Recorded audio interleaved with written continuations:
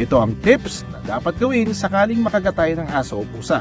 Una, hugasan ng sabon at malinis na tubig ang sugat. Mahalagang paunang lunas ito dahil ang proper wound management ay napatunayang epektibo para mabawasan ang human rabies death.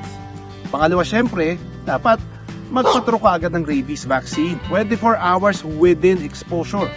Kailangan din tapusin ang 4 na doses para magkaroon ng proteksyon ang unang beses na makagat. Kung nakagat ka naman at nakapagpaturo ka na ng anti-rabies, kailangan mo pa rin ng booster shot para makasigurado.